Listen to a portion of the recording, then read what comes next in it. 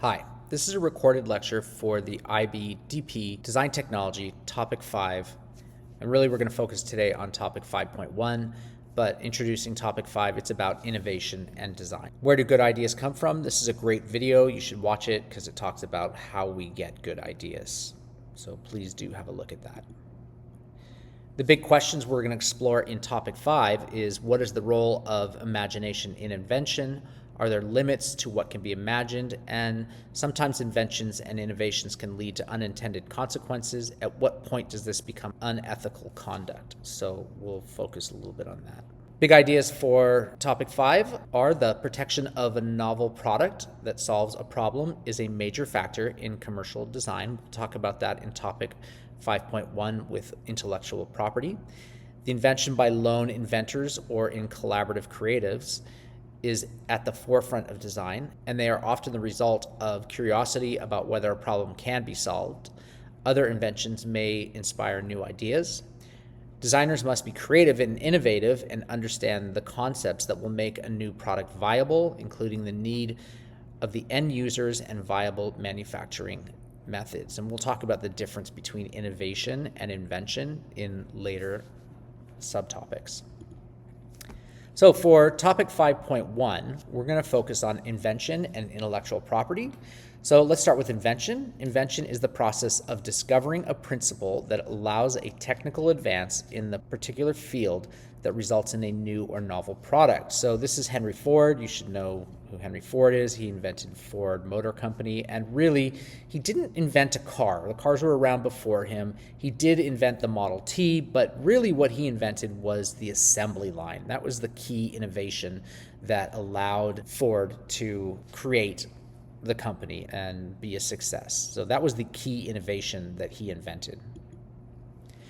Drivers for invention. Remember that the IB loves their drivers, and anytime you see a definition that has multiple parts to it, those parts are the answer to those questions. So the drivers for invention are personal motivation to express creativity for personal interest, scientific or technical curiosity, constructive discontent, desire to make money, or desire to help others. So these are all drivers for invention. And again, these are going to be the answers to a question about drivers for invention.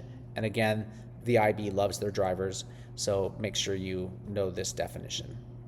So let's talk about those different drivers. So personal motivation to invent, it could be out of personal interest, like a tinkerer or a creative expression.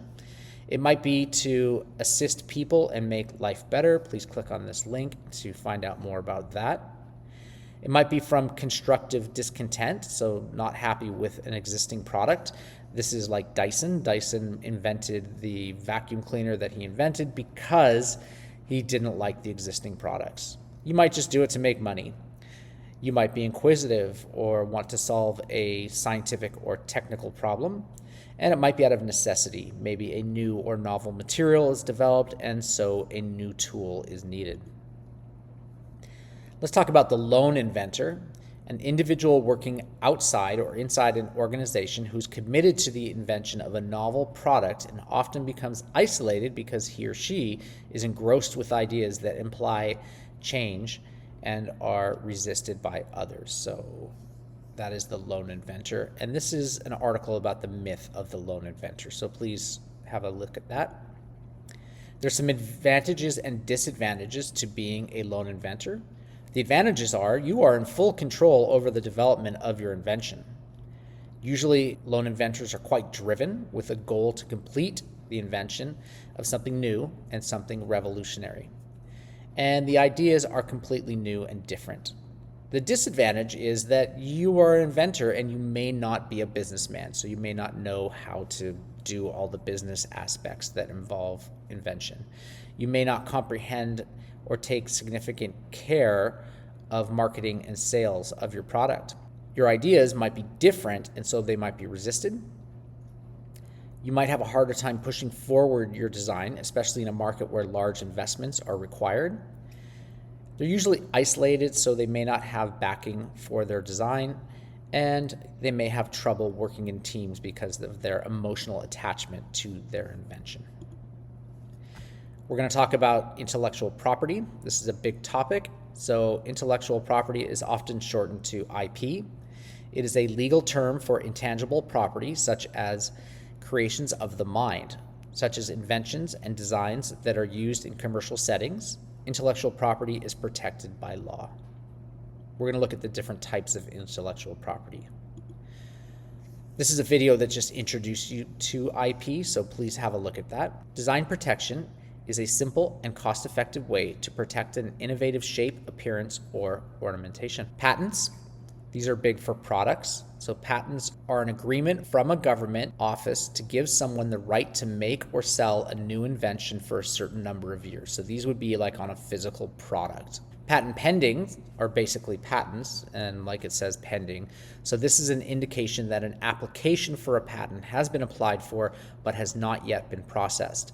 The marking serves to notify those copying the invention that they may be liable for damages, including backdated royalties, once a patent is issued. So if you copy somebody's patent pending product, then you could be liable to pay royalties to that person backdated to the time that they applied for the patent. So that's what it means by patent pending.